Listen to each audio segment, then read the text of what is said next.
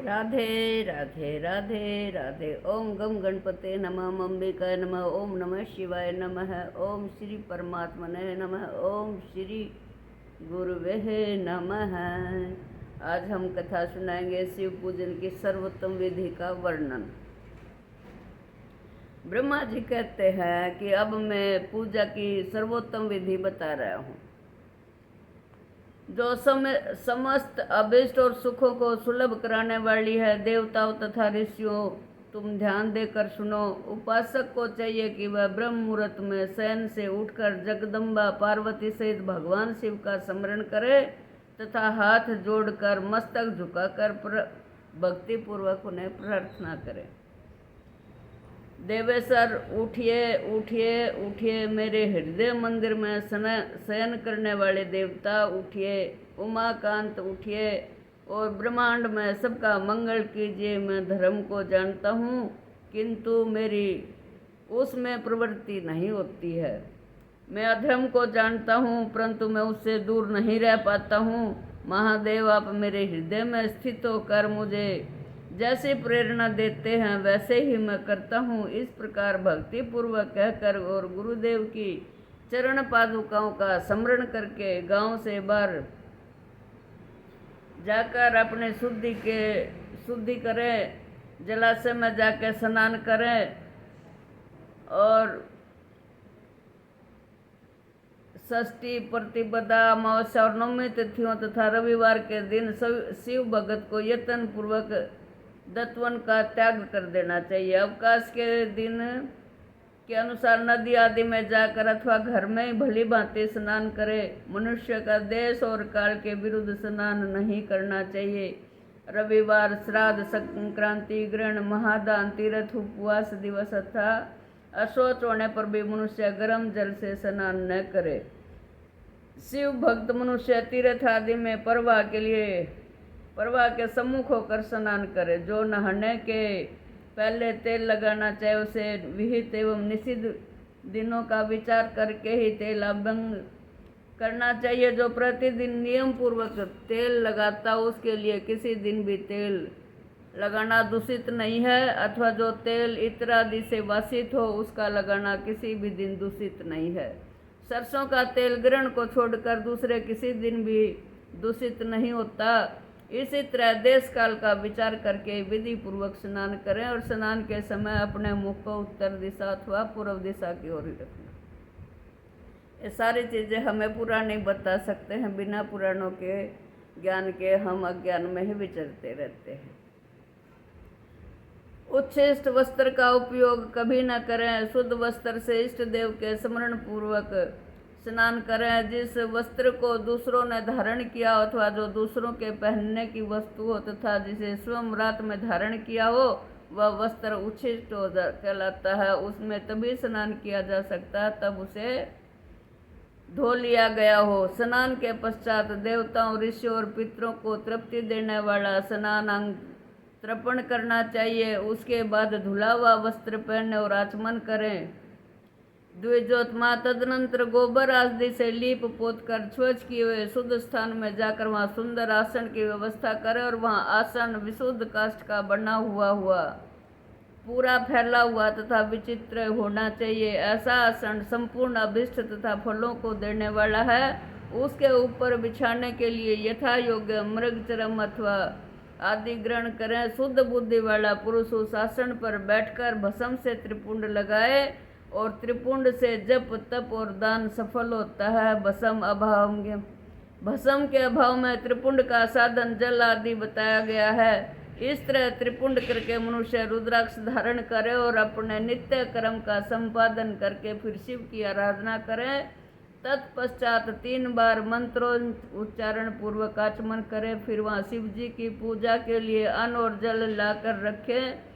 दूसरी कोई भी जो वस्तु आवश्यक हो उसे यथाशक्ति जुटाकर अपने पास रखें। इस प्रकार पूजन सामग्री का संग्रह करके वहाँ धैर्यपूर्वक शिथिर भाव से बैठें। फिर जल, गंध और अक्षत से युक्त एवं अर्घ पात्र लेकर उसे दाहिने भाग में रखें। उससे उपचार की सिद्धि होती है और गुरु का स्मरण करके उनकी आज्ञा लेकर विधिवत वह संकल्प करके अपनी कामनाओं को अलग न रखते हुए प्राभक्ति से सपरिवार शिव का पूजन करे।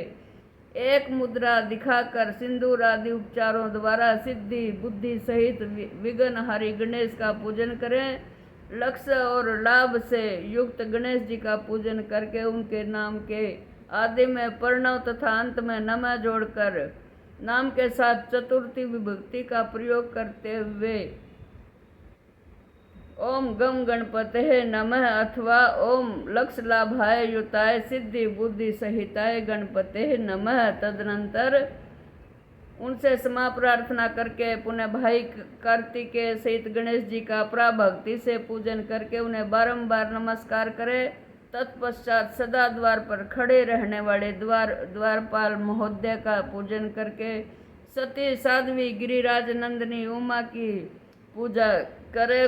चंदन कुमकुम तथा धूप दीप आदि अनेक उपचारों तथा नाना प्रकार के नैवेद्यों से शिवा की पूजा करके नमस्कार करने के पश्चात साधक शिव जी के समीप जाए। यथासंभव अपने घर में मिट्टी सोना चांदी धातु या अन्य पारे आदि के शिव प्रतिमा बनाए और उसे नमस्कार करके भक्ति परायण हो उसकी पूजा करे। उसकी पूजा हो जाने पर सभी देवता पूजित हो जाते हैं। मिट्टी का शिवलिंग बनाकर विधि पूर्वक उसकी स्थापना करें। अपने घर में रहने वाले लोगों को स्थापना संबंधी सभी नियमों का सर्वथा पालन करना चाहिए। भूत शुद्धि एवं मातृका न्यास करके प्राण प्रतिष्ठा करें। शिवालय में दिक्पालों की भी स्थापना करके उनकी पूजा करें। घर में सदा वहाँ द्वारपालों के पूजा का सर्वथा नियम नहीं है। भगवान शिव के समीप ही अपने लिए आसन की व्यवस्था करें और घर में सदा मूल मंत्र का प्रयोग करके शिव जी की पूजा करनी चाहिए। मूल मंत्र क्या है? ओम नमः शिवाय, ओम नमः शिवाय, ओम नमः शिवाय। और उस समय उत्तराभिमुख बैठकर फिर आचमन करे। उसके बाद दोनों हाथ जोड़कर तब प्राणायाम करे। प्राणायाम काल में मनुष्य को मूल मंत्र की 10 आवृत्तियां करनी चाहिए। हाथों से 5 मुद्राएं दिखाए। यह पूजा की आवश्यक अंग है। इन मुद्राओं का प्रदर्शन करके ही मनुष्य पूजा विधि का अनुसरण करे। तदनंतर वहाँ दीप नैवेद्य करके गुरु को नमस्कार करे। पद्मासन या भद्रासन बांध कर बैठे अथा उत्तानासन या प्रियकासन का आश्रय लेकर सुख पूर्वक बैठे और पुनः पूजन का प्रयोग करें। फिर अर्घ पात्र से उत्तम शिवलिंग का प्रलक्षण करे। मन को भगवान शिव से अन्यत्र न ले जाकर पूजा सामग्री को अपने पास रखकर निम्न अंकित मंत्र समूह से महादेव जी का आह्वान करें, जो कैलाश के शिखर पर निवास करते हैं, पार्वती देवी के पति हैं, समस्त देवताओं से उत्तम है, जिनके स्वरूप का शास्त्रों में यथावत वर्णन किया गया है, जो निर्गुण होते हुए भी गुण रूप हैं और जिनके 5 मुख हैं, 10 भुजाएं हैं, प्रत्येक मुख मंडल में 3-3 नेत्र हैं, जिनकी ध्वजा पर वृषभ का चिन्ह अंकित है, अंग कांति कपूर के समान गौर है, जो दिव्य रूपधारी चंद्रमा रूपी मुकुट से सुशोभित है तथा सिर पर जटा जूट धारण करने वाले हैं, जो हाथी की खाल पहनते और व्याघ्र चरम ओढ़ते हैं, जिनका स्वरूप शुभ है, जिनके अंगों में वासुकी आदि नाग लिपटे रहते हैं, जो पिनाक आदि आयुध धारण करते हैं, जिनके आगे 8 सिद्धियां निरंतर नृत्य करती रहती हैं, भक्त समुदाय जय जयकार करते हुए जिनकी सेवा में लगे रहते हैं, दुस्सह तेज के कारण जिनकी ओर देखना भी कठिन है, जो देवताओं से सेवित तथा संपूर्ण प्राणियों को शरण देने वाले हैं, जिनका मुखारविंद प्रसन्नता से खिला हुआ है, वेदों और शास्त्रों से जिनकी महिमा का यथावत गान किया गया है, विष्णु और ब्रह्मा भी सदा जिनकी स्तुति करते हैं तथा जो परमानंद स्वरूप उन भक्त वत्सल शंभु शिव का मैं आह्वान करता हूँ। इस प्रकार सांब शिव का ध्यान करके उनके लिए आसन दे। चतुर्थ अंत पद से ही क्रम से सब कुछ अर्पित करे। यथा सांभाय सदा शिवाय नमः आसनम समर्पयामि इत्यादि आसन के पश्चात भगवान शंकर को पाद और अर्घ दे। फिर परमात्मा शंभु को आचमन कराकर पंचामृत संबंधी धर्मों द्वारा प्रसन्नता पूर्वक शंकर को स्नान कराए।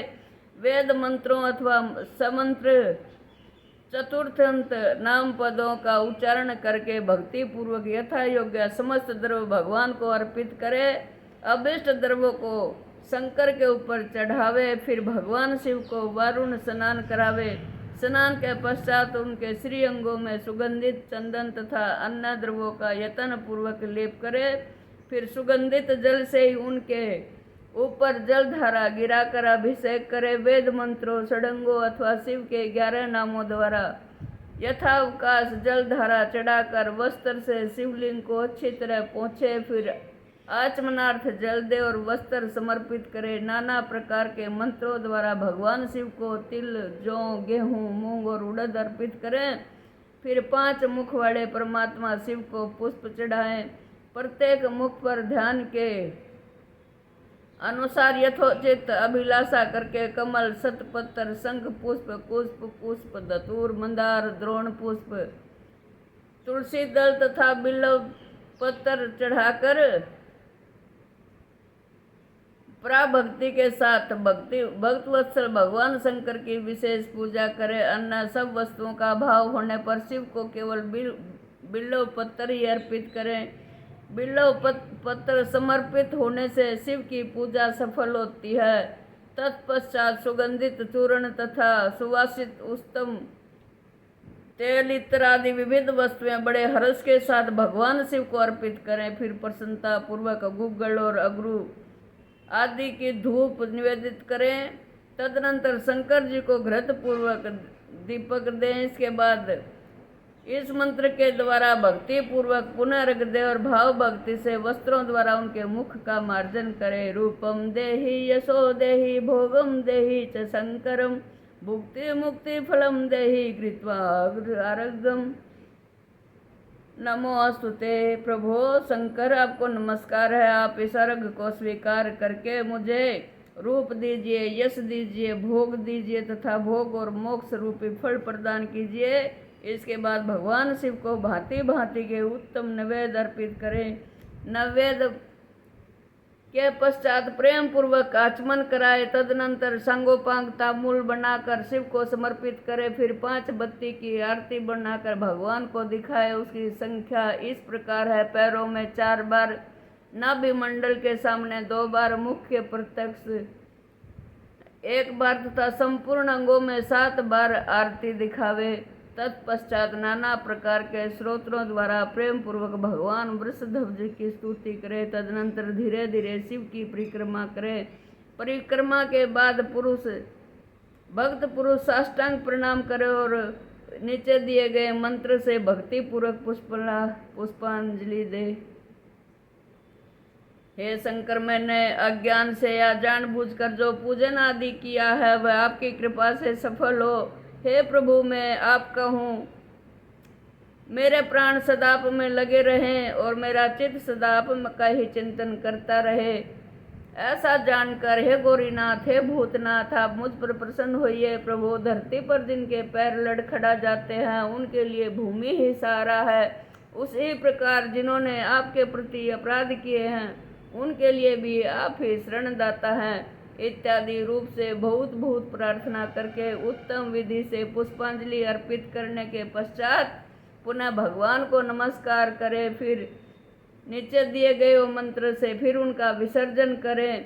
हे देवेश्वर प्रभु, अब आप परिवार सहित अपने स्थान को पधारें। नाथ, जब पूजा का समय हो तब पुनः आप यहाँ सादर पदार्पण करें। इस प्रकार भगवत्सल शंकर की बारंबार प्रार्थना करके उनका विसर्जन करें और उस जल को अपने हृदय में लगाएं तथा मस्तक पर चढ़ाएं।